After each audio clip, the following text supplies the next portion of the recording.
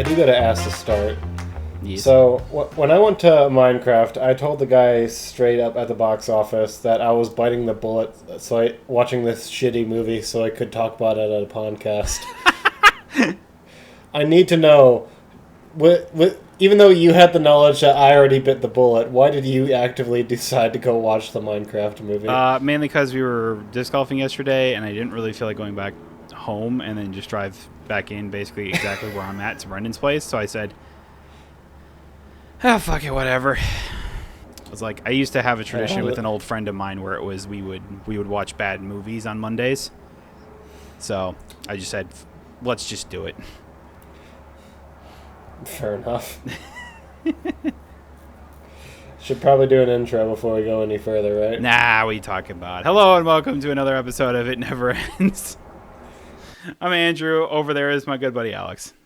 We're talking Minecraft movie today because we both saw that piece of crap. Mm-hmm.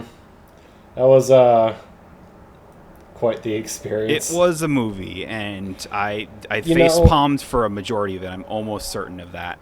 Dude, there was some parts where I was cringing so bad I couldn't even look at the screen. Oh, by the way, spoilers if anyone gives a fuck, but I don't think anyone's going to. Nobody cares. Dude, I do gotta say, though, weirdly enough, it was not as bad as I was expecting it to be. And I'm sitting over here going, and somehow I thought it was worse than I was expecting, which is pretty wild. Seriously? I was expecting something. I hated it so much. Okay. I'll let you get into it. Everything about it was like, clearly we're not the target audience for this. Clearly. But, like, it was the most trope-filled thing of all time. There were some funny moments, but, like, for the most part, it was like, come on. That beginning scene near the movie, it felt so dreamlike and how off the entire thing felt, because remember that one scene in the beginning of the movie where it's like, I bet you couldn't build a real rocket. I'd love to be a rocket scientist, and the school lets him. Yeah. They let him build, during class time, go out and build a fucking rocket.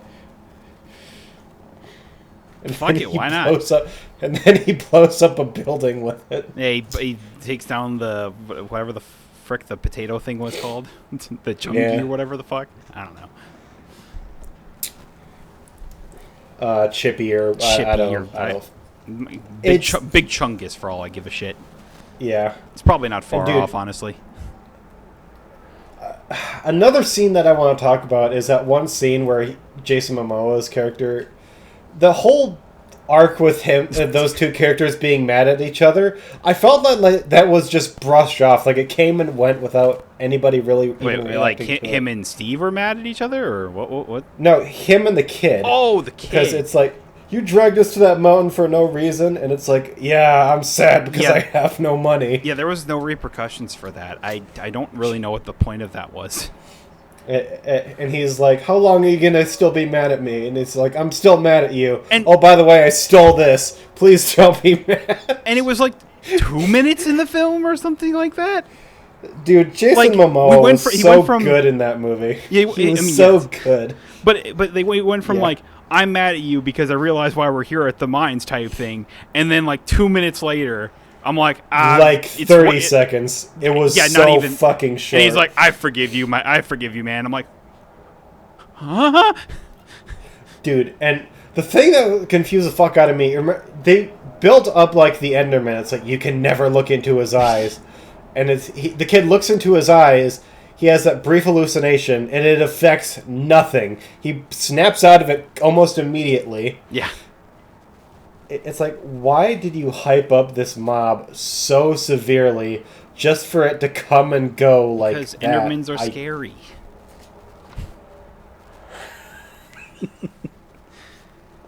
I do want to say, I think the reason I'm a bit more forgiving of it is, but remember the Dora the Explorer movie? Yeah, I remember you saying this. Yeah, I felt like it gave me similar vibes, at least. I think, weirdly enough, Dora and the Lost City of Gold is still a better movie than Minecraft. Absolutely. There's not a question in my mind that's a thing. That movie was far more self-aware than Minecraft. Oh, absolutely. Dude, I want a sequel to that movie. It's like you go in expecting just a regular kids movie, then the main character is on drugs, and then the guy from Machete is playing the monkey. So good. Yeah. We're here to talk about Minecraft. And there's not really, now that I think about it, a whole lot to talk about. I mean, we kind of ran through it all or whatever. It's like... What did you think about the scenes with the villager and that one lady? I facepalmed the entire time, so I couldn't even tell you what any of them look like or anything like that. Dude, I wanted to just like fast forward throughout all of those scenes. Oh, so badly. It was so embarrassing. I was just like, why are we doing this? Why is this a thing? Why do we have to subject ourselves to this torment that is this? The acting was so bad too. I felt like more than half of the characters could have been cut out and nothing would have been lost. All of the B plots could have been cut out and everything could have just kept going. Just stick with Steve the Kid and Jason Momoa. That is it. You don't need anything else aside from that. You don't need like the sister or whatever, like feeling like she's like a poor parent to her little brother, because apparently she's 17. Yeah, that's what I was confused about too. I'm like, one, how old is she? And two, what? She's moving to this home or something like that in the middle of buttfuck nowhere, and like so expecting to be a mother to her brother. And I'm like, how fucking old is she? She looks like she's 15 in that movie. Like, yeah, that's what I was saying. Straight up. Like, just straight up, I'm like, you look like you're a year older than that kid. Cut that character. Cut out whatever I don't even remember the black lady's name. Did they even say it? I don't even know if they said it. I don't think so. I think they said it like twice in the whole movie, and it was like both times at the very beginning when you first meet her.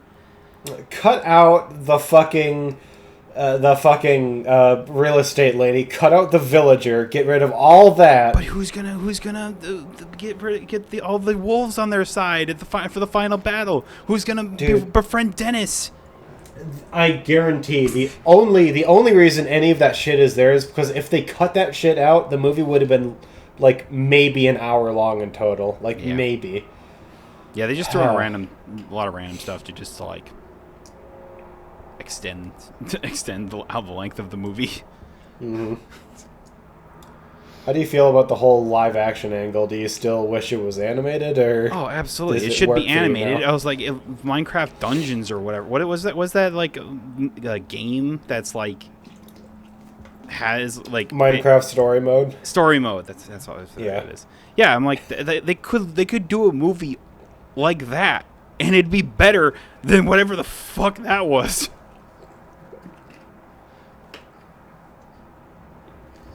I also like how conveniently I gotta remind myself because I'm pretty sure Minecraft story mode looks like absolute dog shit. I know, but I'm just saying. But you could do a better version of that. Maybe.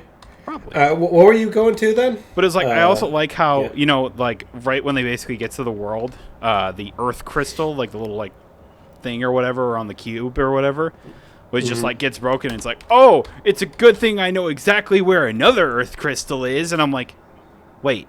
You're telling me this thing isn't unique? Like, they didn't have to make another one? They didn't have to craft another one? There's just another one in a fucking mansion that Steve definitely knows about? He needs to save his dog. Fucking build another one! Build another dog? No! Build another Earth crystal thingy! For the cube! If the whole thing is, and the whole sentiment of the movie is that anyone can create anything if you put your mind to it type thing, why could they not figure out a way to create another crystal? Dude, the fact that the main antagonist like whole goal is I want to destroy creativity forever. All because I got made fun of for my creative dancing. Like that is so bad. That's out there. Yeah, and it's just like, and then the very end or whatever, it's like, here, come close. I have to tell you something. I'm like, you're not gonna try and hit me with a knife, and it's just like, and then that joke is played out 4 fucking times. Oh my god, I want to just strangle everybody. It lasted way too long. It's like, no, I have to tell you something, and you definitely don't have another knife you're going to try and stab me with. And I'm like, no, clearly I'm not going to. Why would I have another knife? You didn't definitely just watch me pick up the knife that was on the fucking ground.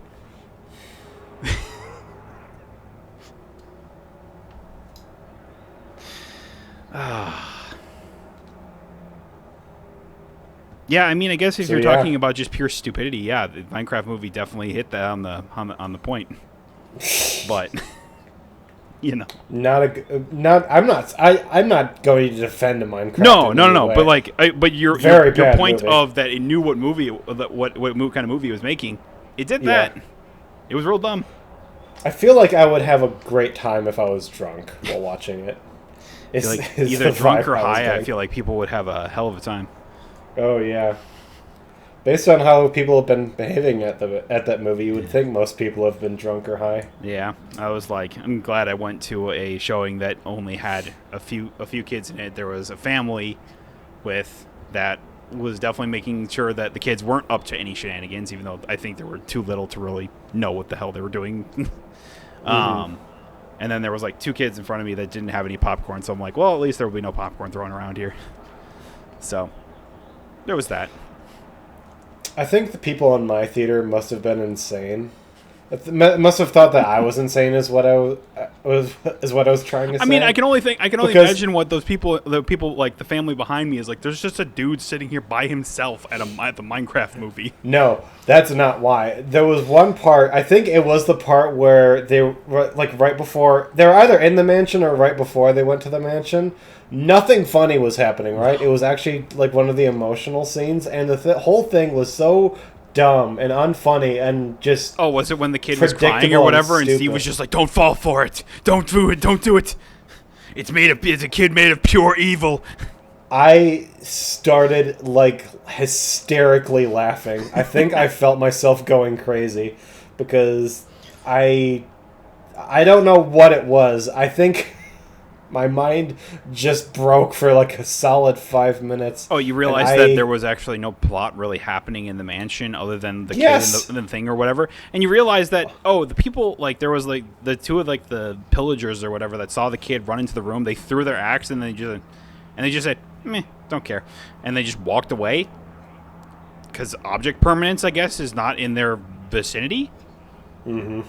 Or whatever. And then it's just like, all right, then the kid gets the cube or whatever, falls into the ring somehow, and then just like they're like, all right, we got the Earth Crystal, let's get out of here, and instantly they're out, even though they're in a fucking thing surrounded. I thought they were gonna like fight their way out. No, I'm like, no, it just cuts to them literally running out the front door. I'm like, but how?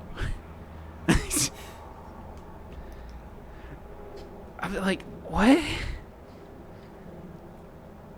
I don't know. So this movie is absolutely getting a sequel, by the way. Oh, absolutely! It made $500 million in its opening weekend. Well, holy shit! It was like 300. What was it, like 300 million or something like that on opening weekend? And then it's like, and it's slowly gotten to $500 million, last I saw. Sold more than the Super Mario Brothers movie. Yeah, it is the highest grossing opening weekend for a video game movie ever. I do want to say, I think it mainly owes that to the memes that surround to the... Abso-fucking-lutely. Like, people straight up went to that movie just so they could make fun of it and just yell at the screen and throw popcorn and shit. Yeah. It's like, that's why, like, the memes of, like, Chicken Jockey was just, like, meme to death or whatever. Mm-hmm. And I was just like... It was part of the reason why I didn't actually want to go see it after a while, but I was like, you know what? On a Monday afternoon, just before school was out, I said, fuck it, that'll probably be the best time to go do it. Mm-hmm.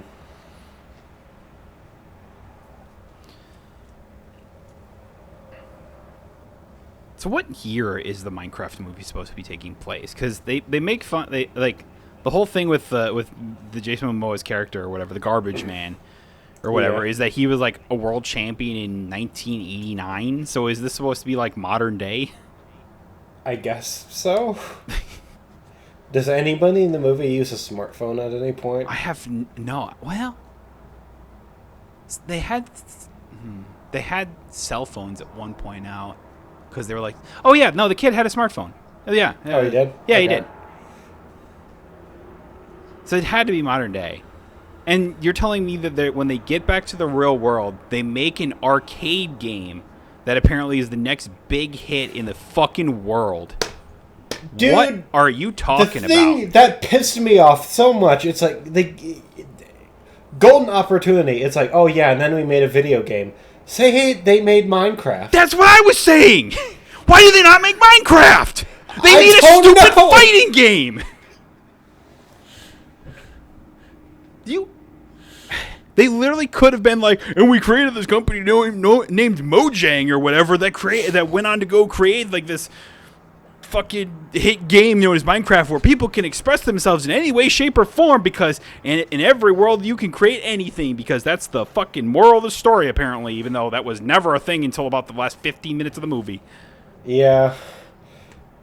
Dude, I feel like every character aside from like Steve and maybe Jason Momoa's character were just completely devoid of all personality. Yes. It's like that one kid, it's like, well, yeah, he's obviously, the main protagonist. They call him like Frodo, like in the movie. Yeah, you got Frodo-like vibes. But it's like, what did he really do aside from like blowing up a building and then being like, oh, this is Minecraft, I instantly know how this works. Yeah, exactly. It's in like the beginning of the movie. I ran into a tree and saw a block appear in front, and I grabbed it, and I'm like, I understand how this works, and I quickly made a fort before the zombies got to me, and I saved everyone until Steve showed up, and I'm like, huh? It makes no sense. We know nothing about this kid, what his motivations are, what his personality is like. Well, it's like clearly the kid's supposed to be smart because he writes all these like weird invention thingies or whatever, or at least is super creative and stuff like that. But then, other than a few weirdo Minecraft things or whatever, that's not really a thing. Like, he's not very creative in any way other than those few things. And like you said, it's so one-dimensional like that I'm like, what else does this kid like? I don't know. Fucking anything. Then again, like you said, other than Steve and Jason Momoa's character, there was no character development in any way, shape, or form. It's kind of... There was more character development in the fucking principal lady or whatever that fucking fell in love with a villager in an afternoon. Yeah. Which is saying something. It sucks too, because obviously neither of us expected this movie to be good in any way, shape, or form, right? Absolutely not. But video game movies have been getting better, is the thing. They could have done something really cool for the Minecraft movie. Mm-hmm. But they decided we're not. It's like we have movies like Mario. Hell, I even think like FNAF was pretty good. Yeah, it was pretty good, I thought. It was something I didn't mind watching. I guess I'll put it that way. I put it as a solid like 7 out of 10. I would say like there were some parts where I was just like whatever, but then there was other parts I was just like, okay, this is actually pretty good or whatever. At least like is interesting compared to everything else I most of the time see or whatever. So I was just like, I mean, it was like it was worth a watch. The Minecraft movie, I didn't care for at all. I was like, if you wanted to go see it, I mean, sure, but you don't ever feel the need to.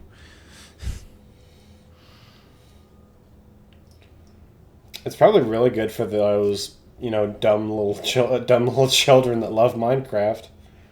So if you're into that stuff, I was like, I haven't looked to see if there was like a ton of references or whatever, like a bunch of Easter eggs that were in the background. I know like the pig with the crown is supposed to be some big Easter egg or tribute to somebody that was like a big Minecraft YouTuber or something like that. There was a reference to Technoblade, that one Minecraft YouTuber that died of cancer, which I thought was pretty nice. Yeah, so I was like, that was good, but it's like, man, you didn't even have like a Tower of Pimps in there or something like that, or like you could have had it in the background or whatever. Next movie. I hope so. Could have done the first one.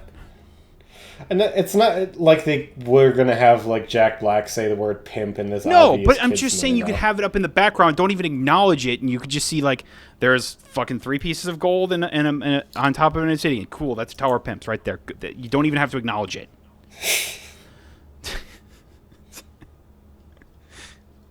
I don't know.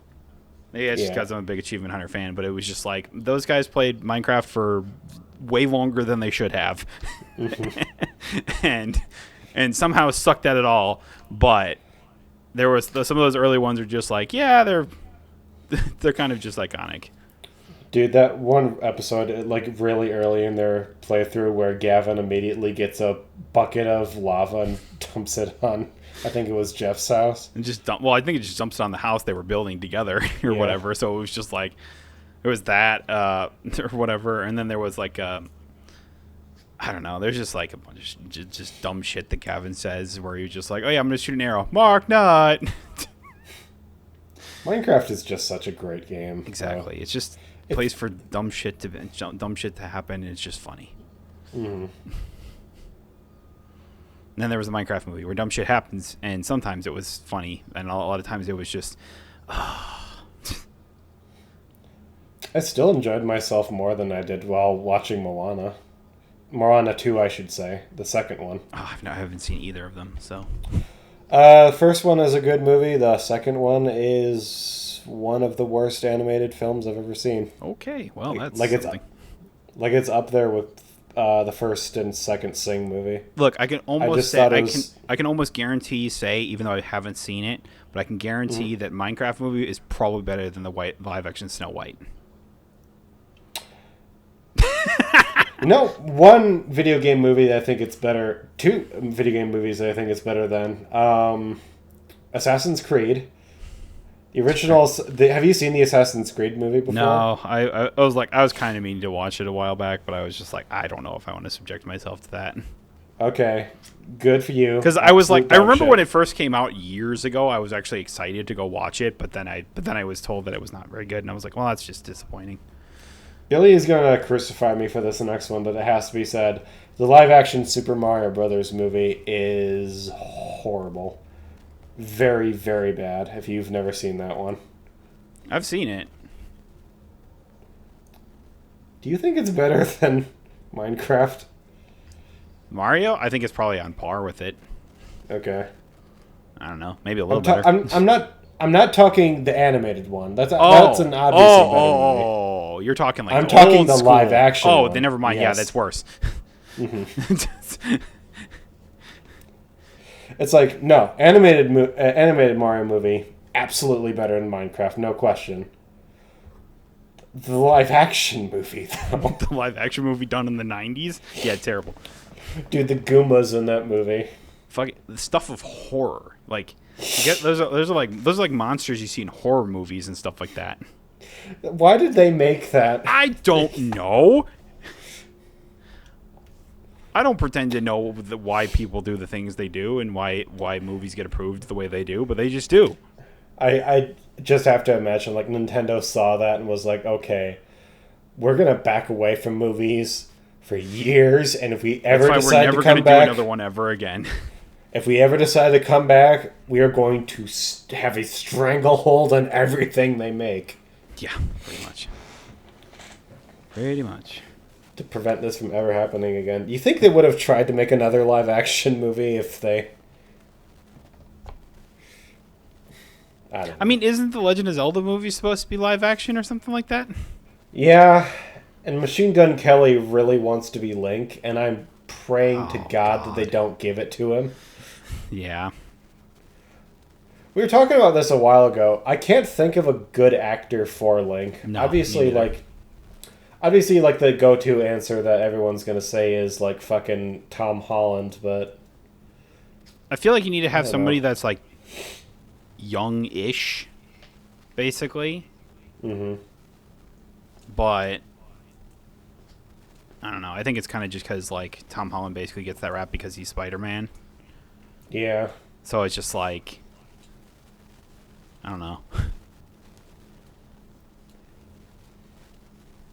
Yeah, I really don't know who you would cast as Link, honestly. It's gonna be a tough one. Can you think of who do you like to see cast as Zelda or Ganondorf? Any of that? Ganondorf, I think you need like one of the. I think you could go with like The Rock or some shit like that.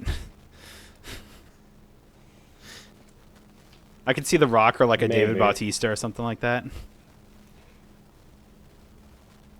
You know what I think would be a lot of fun. The guy that did the voice acting for Kratos in the new God of War movies Ooh, that'd be a games. good one. I think he could make that work. Oh, Like I think hardcore. he could work. He can make that work, I'd love to see that. dude. Yeah. Is Amazon still speaking of God of War for just a second? Is Amazon still making that God of War series? Like, I don't know. I haven't heard of. I heard something a about it long that it time. was still happening a long while ago, and then it's just gone completely dark. Like, I haven't heard jack shit from it. I have to imagine they're still working on it. It's gotta be, right? At this point, I have to think like the next God of War is probably less than 5 years away right now. Because For the next when did game? Ragnar? Yeah, I honestly think so. Apparently, Sony Santa Monica is not even working on a God of War game. Really? What Yeah. are they working on then? That's the latest rumor I heard, is that they're not even working on a next God of War game. They're just working on a completely new IP apparently. Okay, that's That's a shocker to choice. me. I feel like unless it's like unless it's in world of like God of War, because I know with like the latest game, which I can't think of the name for a second. Ragnarok. Ragnarok, that's what it was. That they kind of were moving away from Kratos or whatever and focusing more on Atreus. So it could be like within the world, but different name. But I feel like that wouldn't be a new IP at that point. So They call it God of Mischief or something? I don't know. don't know. Honestly, I have no idea what they would do for that. Sure, whatever is going to come about that. If maybe the reports are wrong and maybe they are just working on the next God of War game. I mean, they could also have like two teams within the company. One's working on a new IP, one's working on God of War, but That's true, I guess.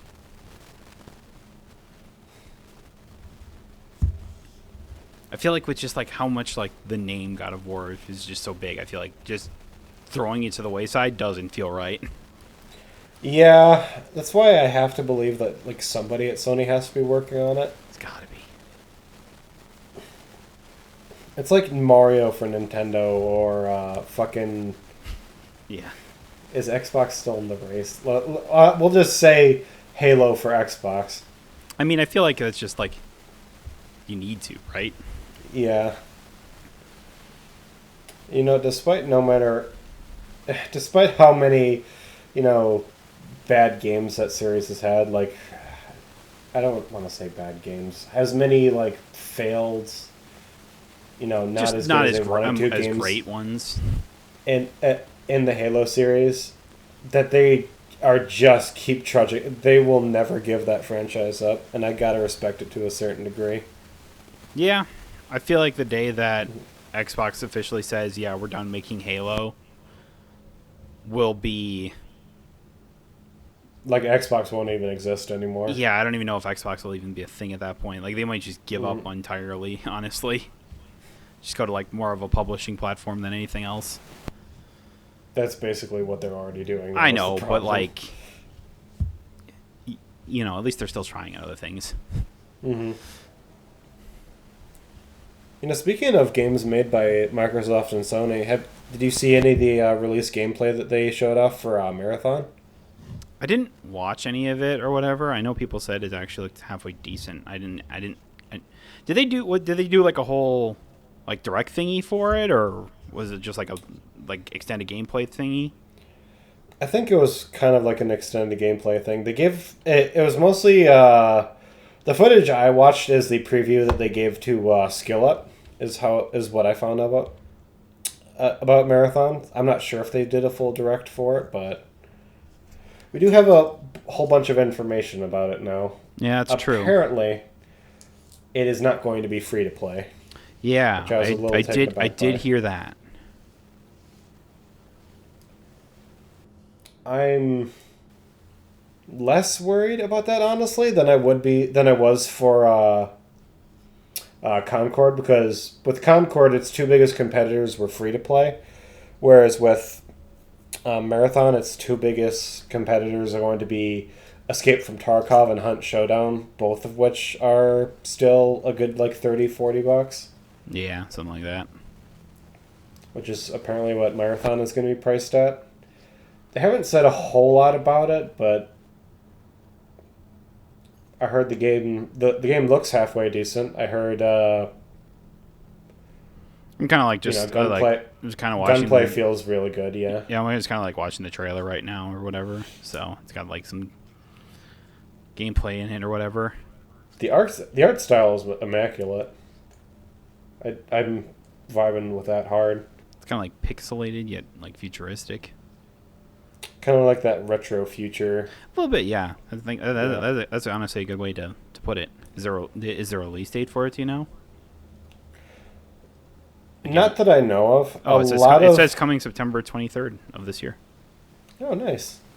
We just skimmed to the end of the trailer, and it's like, oh, is there like a release date that they put it? It says coming September 23rd of 2025, and who even knows if they'll have like a open or closed beta beforehand.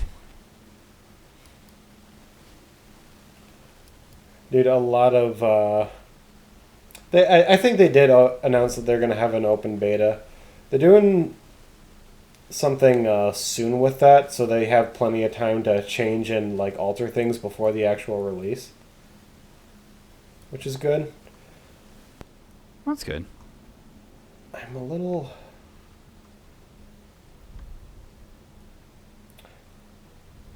I'm not exactly the audience for a game like a Marathon, so I'm not sure if I'll me neither engage with it at all. But I know people like these types of like get in, get the loot, and extract and get out of there or whatever type games. But like I've never cared for it, honestly.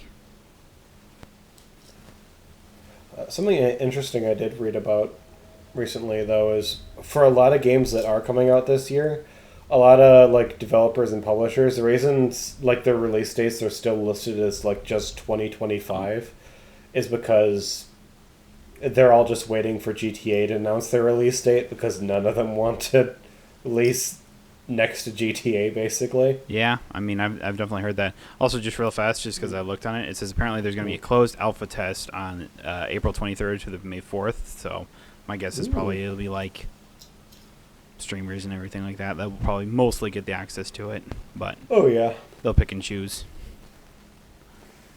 Probably. So, I mean,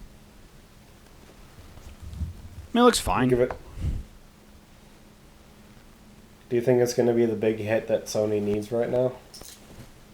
I don't know, but it's at least something that Bungie can work on or whatever, and it feels like that they knows what they're doing with a game like this. I don't know. It's just like, I think when we all heard that, they were pretty much stopping development on Destiny 2 and then working on Marathon, a lot of people were very skeptical, myself included, of whether or not that's even a good move for them.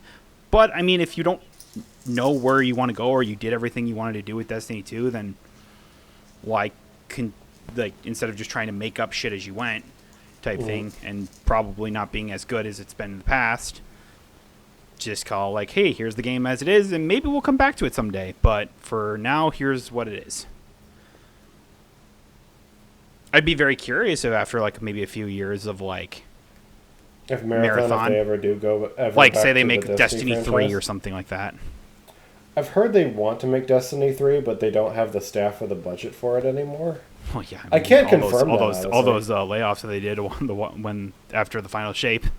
Yeah, so I can believe it, certainly. Yeah. But I'm not going to make accusations like that. That'd be silly of me. No, we don't know the inner workings of everything like that, but it would be nice to see them eventually if that's something they want to do. Obviously, it's like, don't do it because they feel like they're obligated to do it. Feel like do it if they want to do it. If they have like a real drive to do it, to go back to that type of game. This is going to be a rough go at it for them, though, because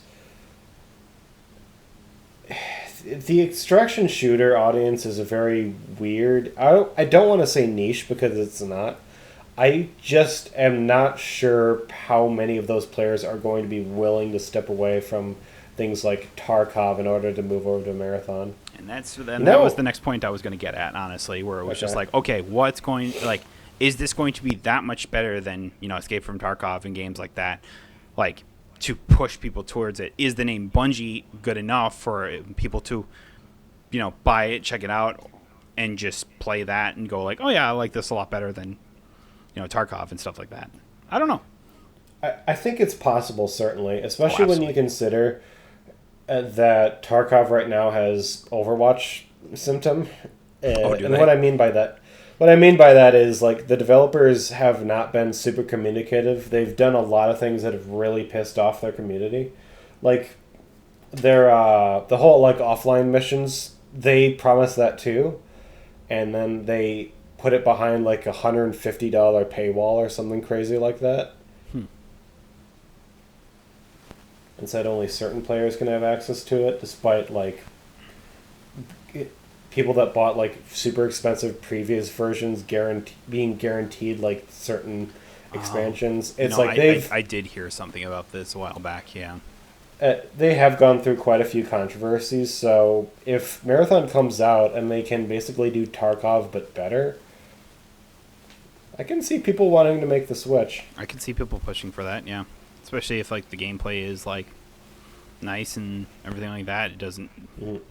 I don't know. Whenever I look at, like, a game like Escape from Tarkov, it always feels, like, clunky, even though I know it's not. I've watched people play it before, and it's just, like, not my thing or whatever, but I used to be a fan of a streamer that played a lot, and then it was what you were explaining that really got him off of the game, and I don't think he's ever really gone back.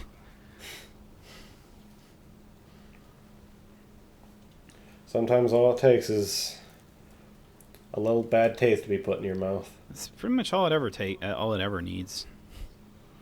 Dude, I've been falling out of love with Dead by Daylight recently, and it's been really hard.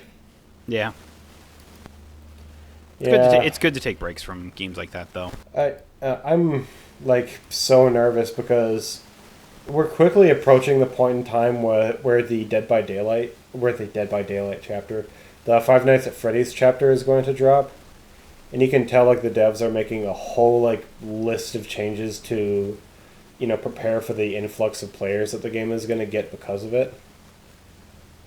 And I'm nervous because either that chapter is going to solve a lot of problems that the community has been having, or it's going to make everything, like, way worse than they all already are. It's like the first solo, like, Survivor chapter dropped recently, and people are being assholes about it because they're both black and trans. So it's like, whenever you load into... You know where this is going. Yep. Absolutely. Whenever you load into a game as that character, you're sacked and tunneled almost immediately because people are assholes. This came after the other chapter that pissed off the entire community, the Tokyo Ghoul chapter. And this whole event that's just been one giant mindfuck, and it's just been... Just everything lately in the game has been so annoying, and it's so depressing when stuff like this happens. Have you ever had a game where you were playing and, like, something happened that made you just be like, I'm done, I have to step away? League? What happened specifically in League that made you want to walk away? I don't know. It's just that... I don't know, I guess nothing like that, but it's just like the game just like... I don't know, it's just like... There was a shift basically from when I started playing, and it's like I didn't start playing at the very beginning. I started like late season 2 of playing League or whatever, where it was like... That's still pretty early. It is still early, but like whenever I say early, people think, "Oh, you played like alpha," and I'm like, I had friends who played in alpha, basically, and I didn't catch on until like late college or whatever, and it was like end of season 2, and it was I thought very balanced game. I thought that it was probably in one of its better states than I've ever seen it. Like every character felt viable to some extent. To then as a kind of like season 3, it was like, okay, they changed a lot of core mechanics, changed a lot of other things about it and stuff like that I was not a huge fan of. Certain like classes just got like at some point, if you were the AD carry, if you didn't have some form of like escape that wasn't flash, basically, it was like one of your summoner spells is where you can just blink from like a few feet away, and that can just save your life sometimes, and that's why it has like a 5-minute cooldown or something like that. So it's like you want to use it sparingly, and it's like, and it really feels bad when you use it and you don't get away or something like that. But it's like better to try than not to try at some points. At some points, you just got to say, okay, just I'm not getting away no matter what. So it's just like got to take it when it comes or whatever. But at some point, 80 carries went from it was okay to only really have that as your main source. And one of my favorite carries at the time was Varus. And Varus is one of the worst when it comes to getting away from other people or whatever. But he did a fuckload of damage, I'll tell you that much. And it was so much fun. It was like you would just like auto attack a person 3 times. It puts 3 stacks of like this little debuff on them, and then you charge up his big arrow move where it's a skill shot, so it's like it's hard to hit. But like if you can fully charge it and hit with those 3 stacks, it dealt so much damage, and it was so cool and everything like that. And it's like had so much range. So I was just like, well, I got it. I was like, it's just fun to just do a bunch of damage or whatever. But at some point, the community was so toxic with that it was just like every time I wanted to play AD carry and I locked in Varus, everyone would just flame me, and then people would just not play the game or something like that. And I'm like, to the point where I had to stop playing one of my more favorite characters.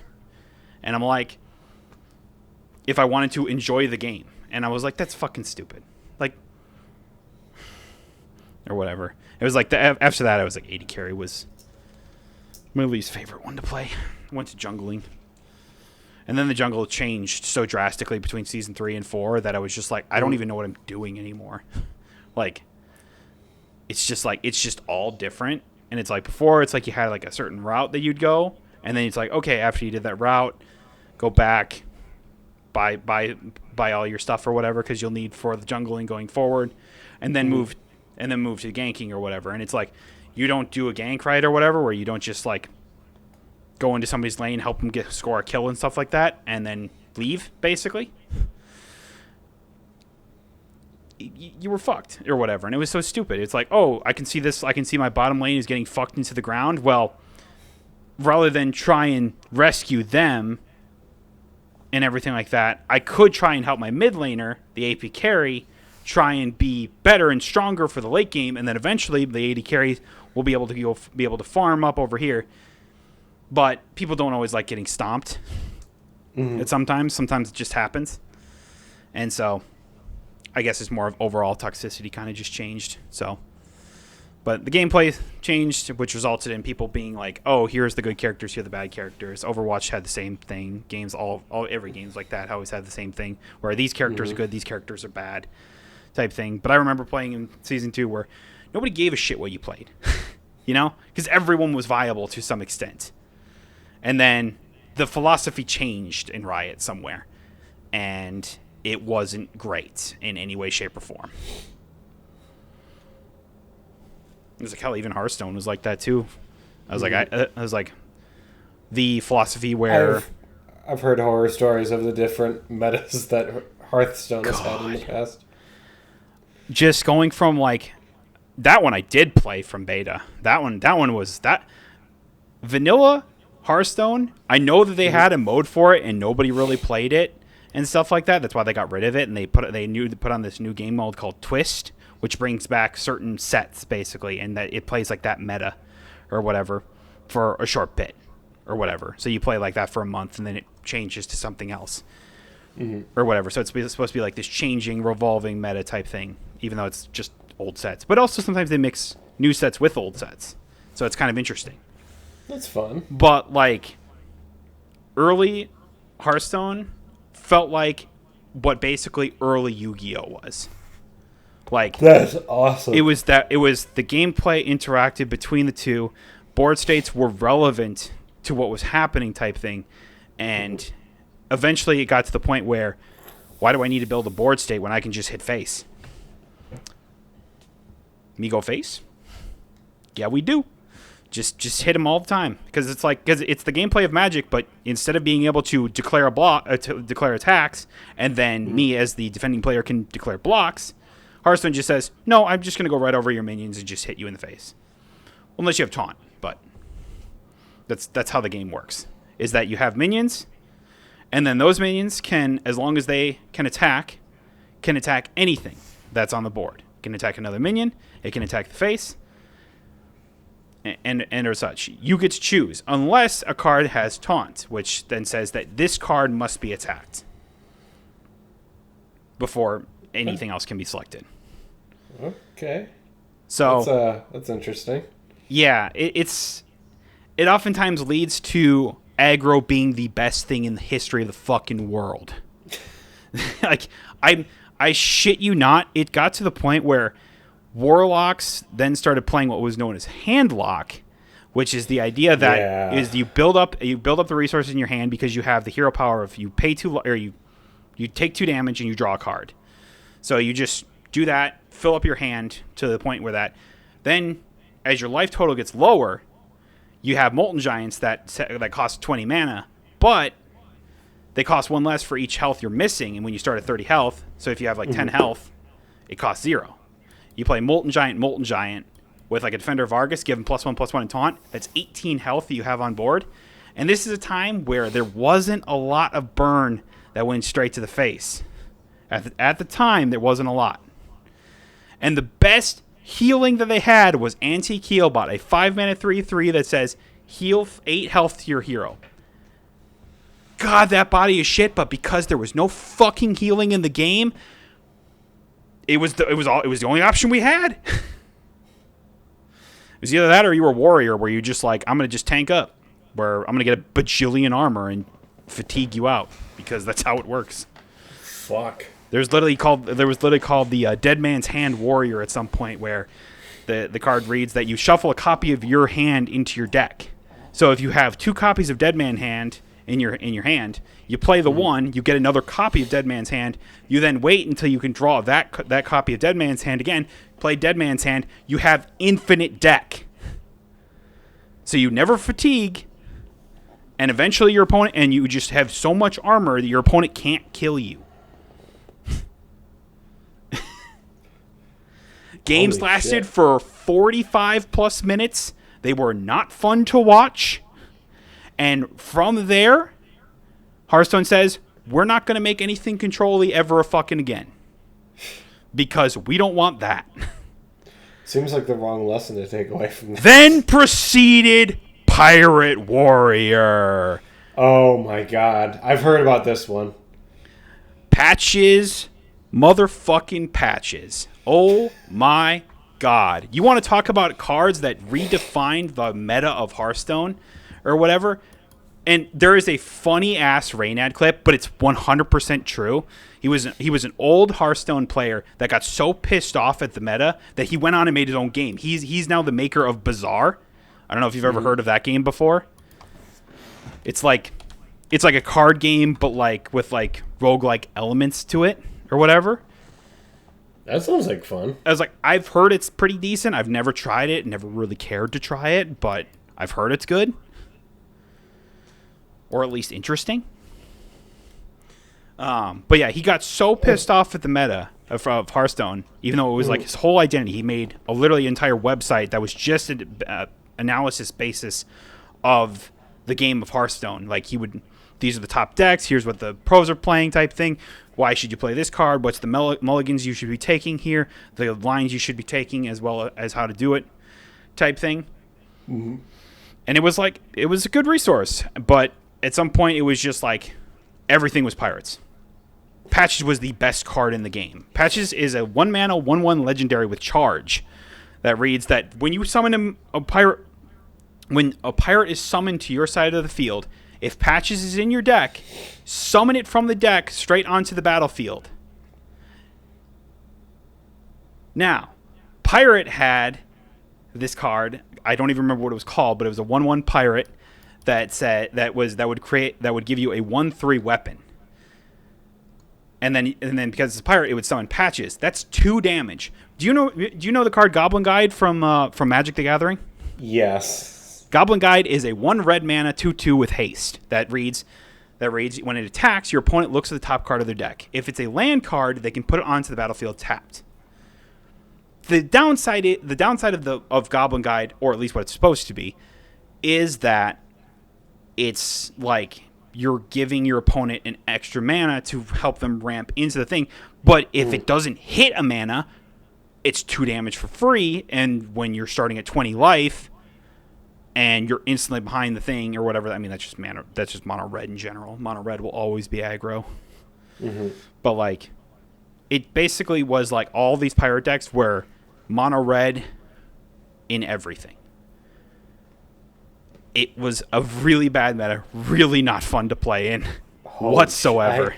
I can imagine. Patches eventually finally got changed, and he lost charge, so he couldn't.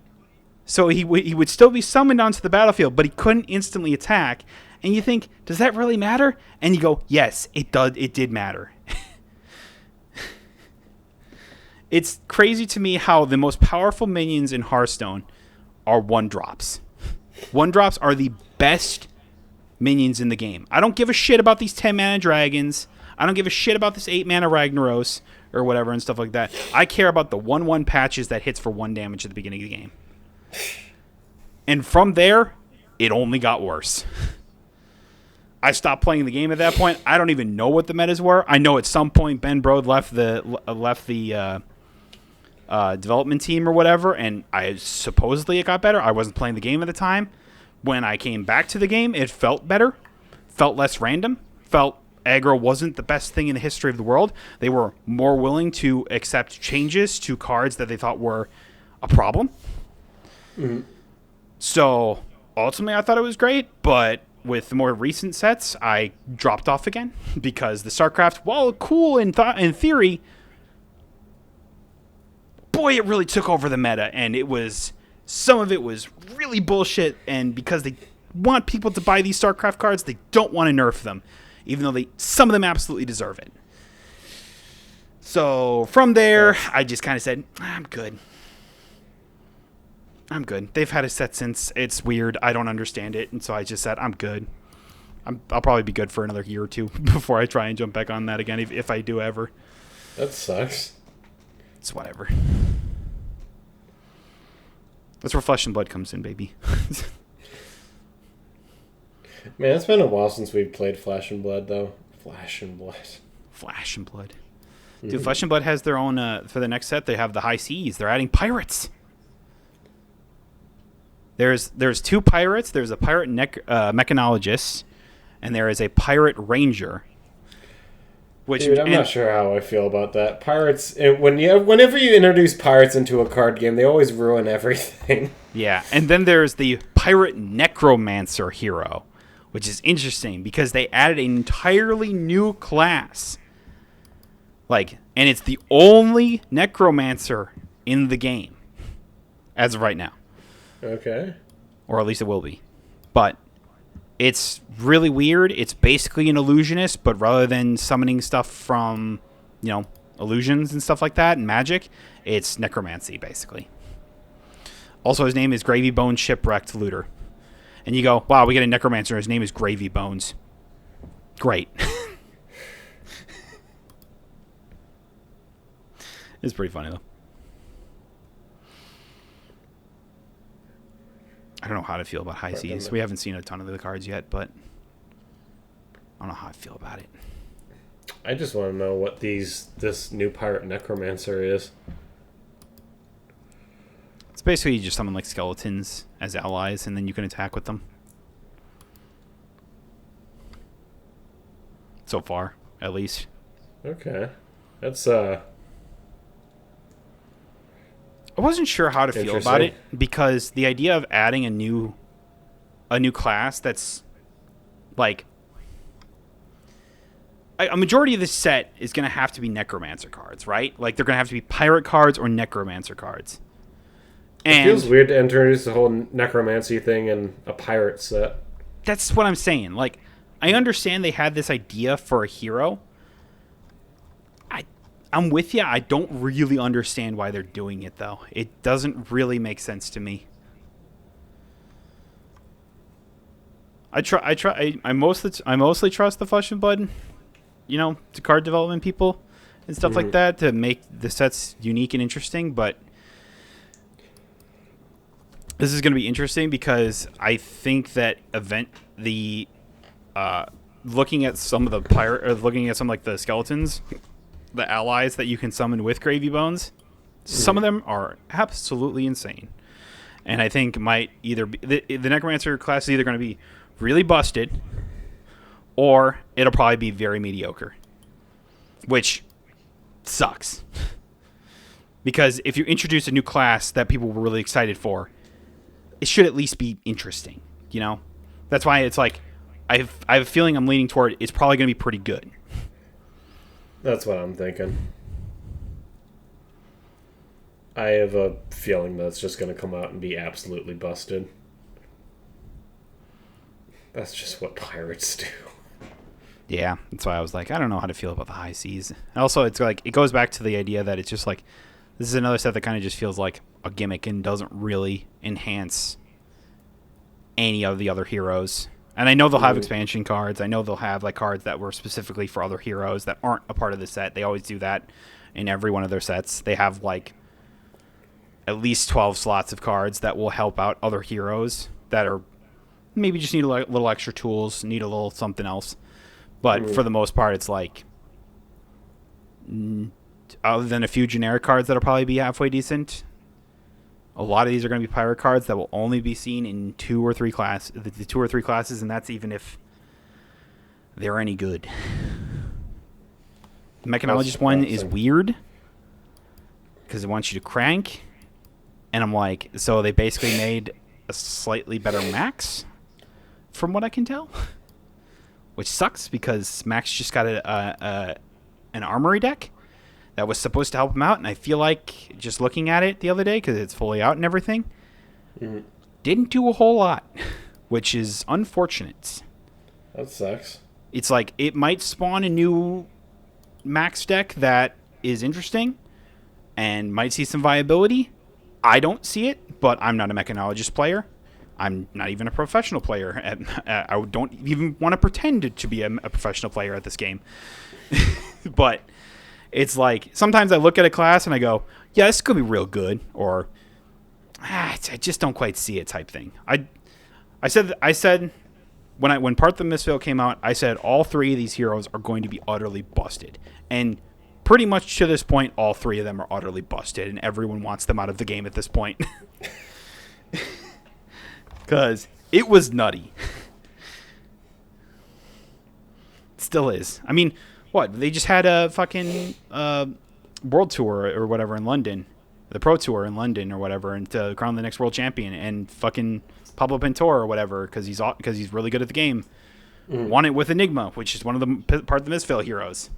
And one of the heroes that everyone has been saying, we need to get rid of this hero because it's not good for the metagame. And I would agree. It's basically, how like Prism starts at 32 life because the idea is that she can prevent enough damage and be aggressive all at the same time. Now, imagine that on a hero that can do crazy, wild shit with chi and other things and create massive ward things at instant speed, attack with those ward things, and then also have them for defense the next turn. It's basically the same thing, but you get the extra 8 health of Prism. And I go, that's fucking stupid. Why does that hero start at 40 health when Prism couldn't start at 32? Well, that's because there was another Prism, Sculptor of Light, who hit LL, Living Legend, so fast that they saw Prism, then they made the new Prism, and they said, we're going to nerf this instantly. If they ever make it another Enigma card, they're going to do that for Enigma too. Yeah. That's crazy. Same thing for like New and Zen. Fact is, like, those 3 heroes are relatively new. They're only a few sets old, and most of them are very close to Living Legend already. That's scary. Yeah. It's like, when Zen first came out, it was the Zen meta. Everyone played Zen. It was just like you could do ridiculous damage with Art of Wars and everything like that. So much so that LSS literally banned Art of War, and while it hurt Zen, still he was very good.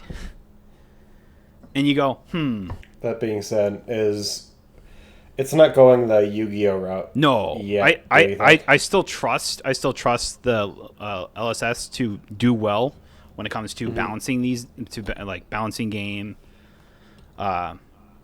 game, making heroes unique from one another. It's like now that Viserai is actually living legend, one of the original 8 heroes, the first of the original 8 heroes in Flesh and Blood's history. It actually made relevance for Aurora again. Aurora is now one of the top heroes in the game now, and I think she will continue to be so as well until she eventually hits Living Legend. Okay. And or cards are meant specifically to put her down. It's kind of like, or nerfs happen, just like, or like nerfs bans happen, which I don't foresee any of that happening because, well, she's not unbeatable, and that's what I like about Aurora. I was watching some of the games from the Pro Tour this weekend or whatever. It was earlier today, and I was just like, and it was like I was watching Aurora's lose to these heroes and stuff like that, but also win at a good rate too, because it's like, while Aurora has great offensive tools, he has a ton of breakpoints coming in for 4s all day long. Not really great at the defense. Exactly. So you want to just foot on the gas at all times and just never stop. You don't really want to block unless you absolutely need to. Which is really hard sometimes in Flesh and Blood. Yes. Yeah, you're an Aurora player, so you know that. Yeah, there are some attack chains that are just so hard to just sit down and eat, but you just gotta take them. Because I just remember seeing such good, combo potential in my hand, and just seeing all this just coming at me. Or I was playing against your Angel deck, and everything I threw at you was just kind of hitting a wall, and I couldn't ever do any damage to you. Yeah, and it's because, and it's funny because you say that, it's because Aurora is actually being relevant basically over Viserai, because Viserai whole thing was that we're going to create a billion ruin chants, swing with an attack, have those ruin chants all come in like for ping ping ping ping ping of like 10 pings, and then one of those pings would kill the angel, and then the rest of the damage would go through. So it got around Prism. With Aurora, doesn't necessarily do that. Because you can out-damage the Aurora player as the Prism player, not really worrying about poppers, because most of the Aurora attacks are 3 to 4 damage per attack. So, aka, you don't have to worry about Phantasm triggers. You can just swing and swing and swing, and you can probably take the damage, and or have your Angels absorb some attacks. So, Prism, in my opinion, is not a great one against...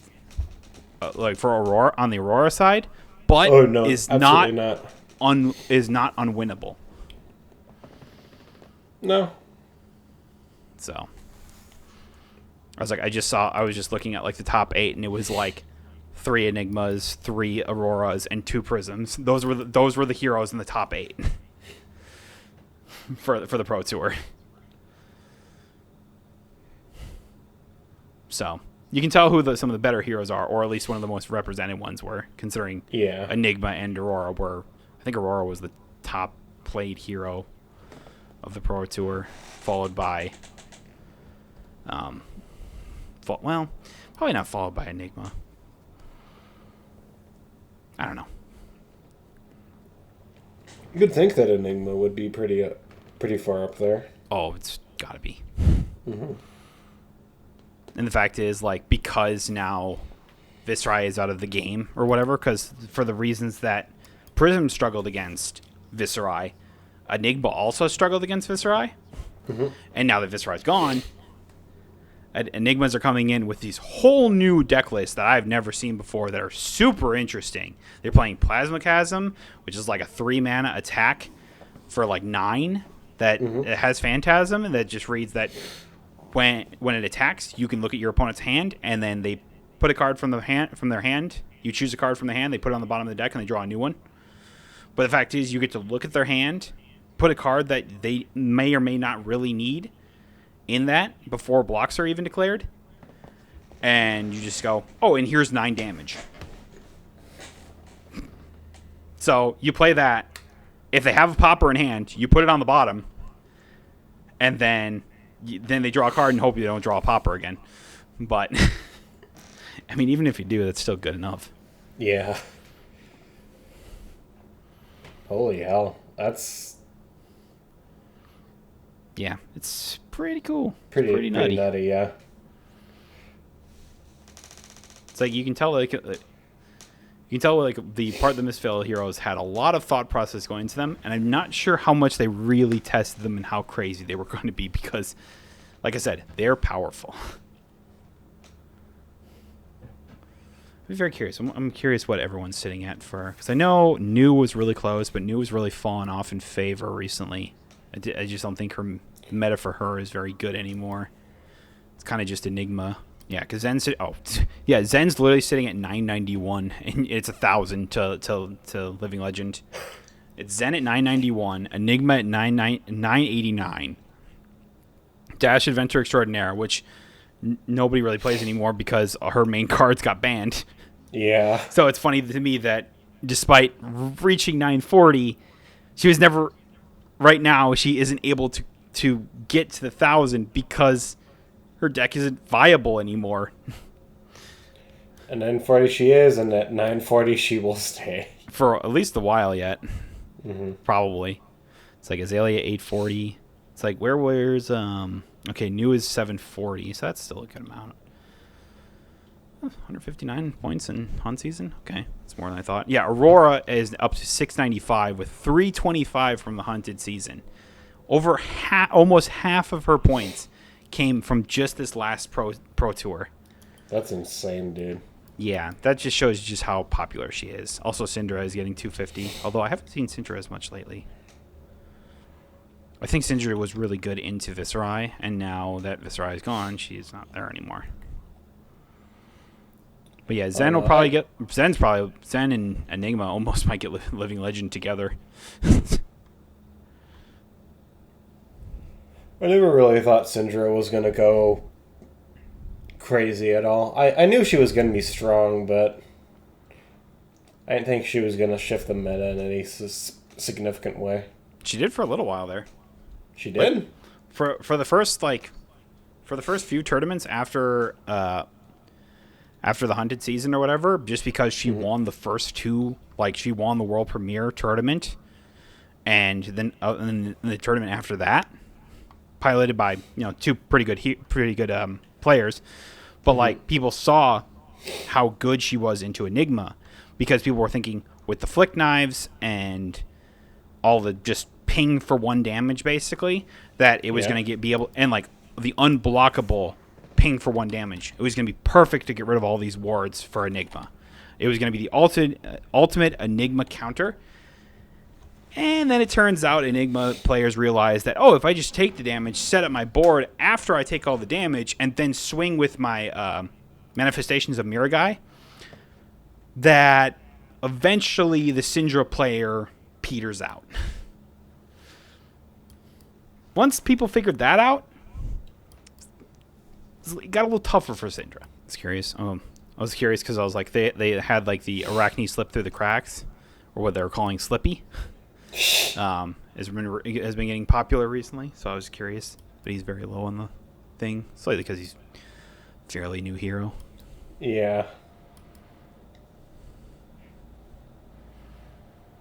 Arachne is another hero I never really expected to go too crazy.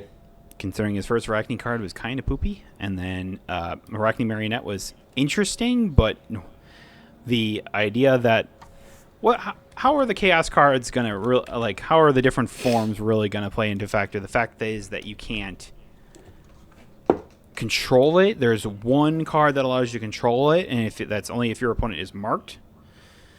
And then it's just like, how relevant are these new forms? Will it change how everything goes? Will they make it powerful?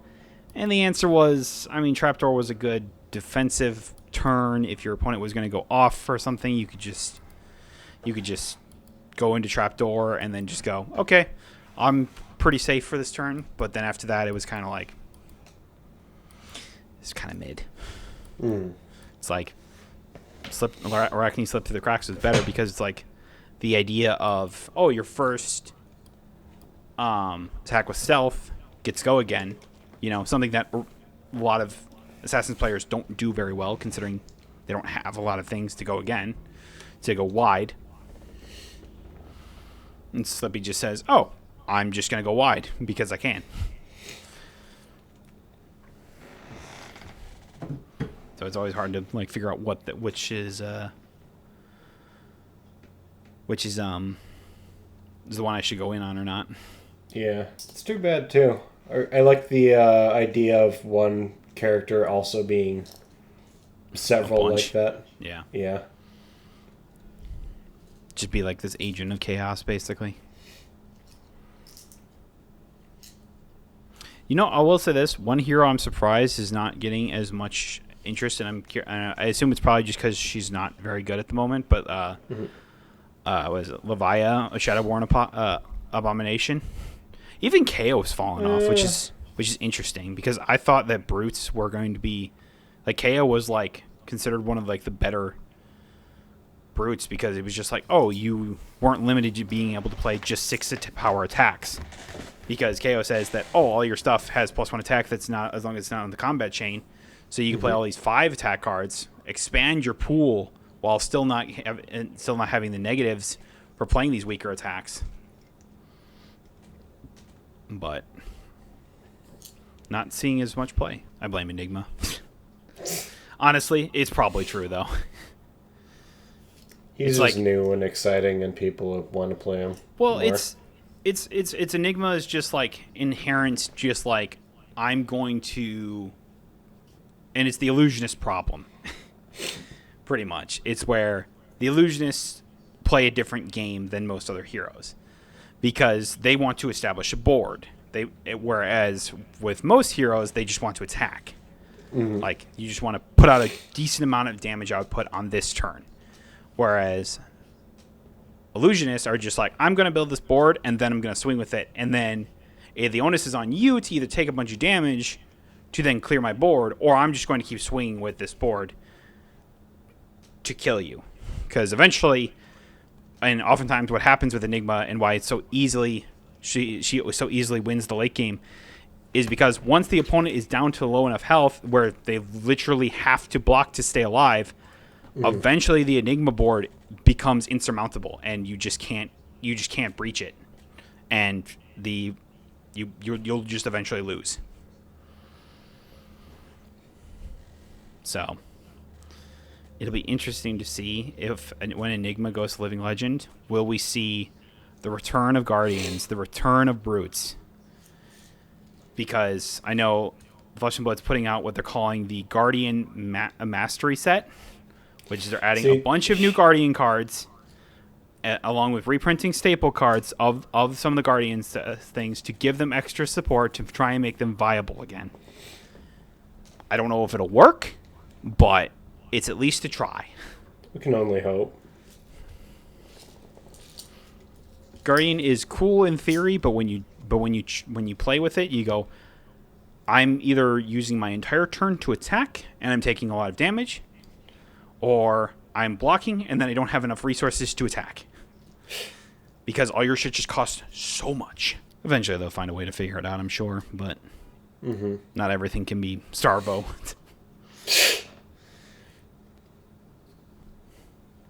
God, I'm not looking forward to playing against that. It's gonna be time. The thing is, I think Oldheim is probably worse, but Starvo is up there for pretty rough. You want to call it there then? Yeah, sounds good to me. Unless you had something else that you wanted to talk about. No, I think I'm probably pretty good there, honestly.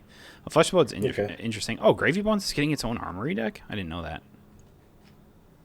Well, it'll probably get a lot of its own things, too. I also see that they're doing Living Legend armory decks now, which is interesting. Because they're just like basically just making pre-constructed decks of everything, which is fine. I think that's great. But the original idea for armory decks was the idea to give more like unique cards to heroes that were struggling. But I guess now we're just making it of every hero. It's fine. I just don't think everyone probably needs it. I don't think Enigma needs a hero, an armory deck. I don't think Zen needs it. I don't think New needs it. I don't think Aurora needs one, even though she already got one, which is weird. But whatever. Anyway, thank y'all so much for listening to me rant about card games and whatnot. We both got a rant in today. Yeah. But yeah, it was a good one. Don't go watch the Minecraft movie. We cannot stress that enough. Just don't go watch it. It's already made its money. We don't need to give it any more. Wait till it's on streaming services if you really feel like doing it, so that way you can throw popcorn in your own living room. Because you said that, you should absolutely go watch the Minecraft movie. I don't know what he's talking about. 10 out of 10, best movie of the year.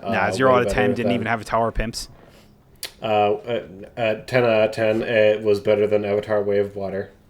And way better than the Borderlands movie, and it'll be the best movie of all time. Mm-hmm. Anyway, nominated and winning every Oscar from now in the past and for all time. Thanks for everybody. Jack Black, best actor of all time, along with Jason Momoa for The Garbage Man. Okay, The Garbage Man fucked. Yeah, we're not gonna talk shit about The Garbage Man. Alex, did you see yourself in The Garbage Man? Was that why you defend him so much? He gets so much pussy, I'm sure. Yeah, he's probably banging that kid's sister. the 17-year-old sister. Don't say that. Anyway, thank y'all so much for listening and watching to this bullshit. Be sure to subscribe to the podcast and every other link we have below the show on the YouTubes, whatever. Jasmine's barking downstairs. If you're listening to this on Spotify or Apple Podcast, be sure to leave us a nice little rating. It always helps us out.